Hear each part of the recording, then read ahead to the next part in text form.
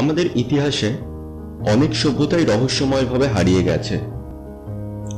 আজ বহু বছর পর আমরা যখন এই সব ধ্বংসাবশেষগুলো পাই, তখন সেই ধ্বংসাবশেষের কিছু চিহ্ন আমাদের সেই সভ্যতাগুলো সম্পর্কে বলে দেয়। এর মধ্যে কিছু সভ্যতা এতটাই উন্নত ছিল সময় অপেক্ষে যে সেই সভ্যতাগুলি তৎকালীন সমগ্র পৃথিবীর ওপর রাজ করত। জীবনযাপনের মান থেকে উন্নত অস্ত্র বা উন্নত সমাজ প্রণালী দেখে আমরা বিস্মিত হয়ে যাই। আজ তেমনই একটি রহস্যময় সভ্যতা নিয়ে আমরা আলোচনা করব, মায়া সভ্যতা। মধ্য আমেরিকা ও মেক্সিকো অঞ্চলে এই সভ্যতা গড়ে ওঠে আজ থেকে প্রায় 2600 খ্রিস্টপূর্বে। জ্যোতির্বিজ্ঞান, গণিত ও স্থাপত্য বিজ্ঞানে এই সভ্যতার বিশেষ অবদান ছিল। এই সভ্যতার মানুষরাই প্রথম একটি বছরকে 365 দিনে ভাগ করেন।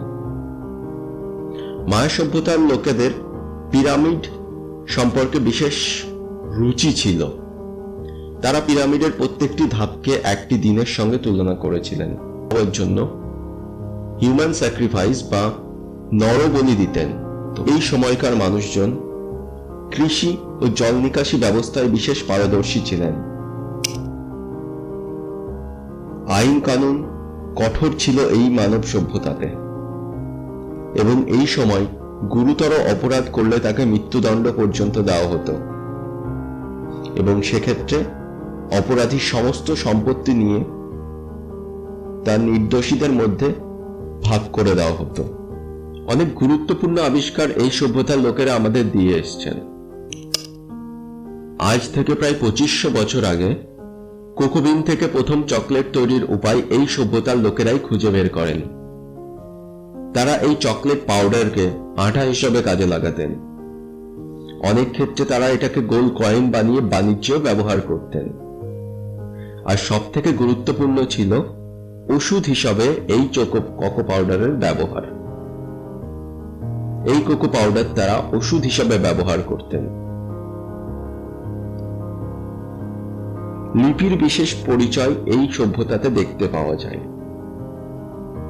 চিত্র ও নকশা দিয়ে তারা লেখার এক লিপি আবিষ্কার করেন, যা ক্লিফ নামে পরিচিত। এই ক্লিফের সব থেকে গুরুত্বপূর্ণ হলো এই ক্লিপ পৃথিবীতে সব থেকে সুন্দরভাবে পাঠোদ্ধার করা সম্ভব হয়। আজ পর্যন্ত যার প্রায় 70% আমরা পাঠোদ্ধার করে ফেলেছি।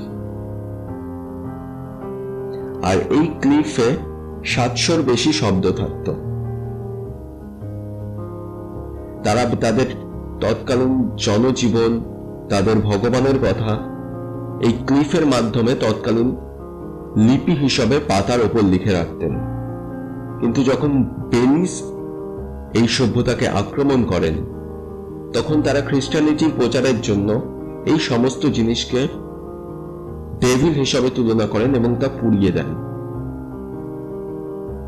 মায়া সভ্যতার আরেকটি বিশেষ দুর্নাম ছিল নরবলি প্রথা।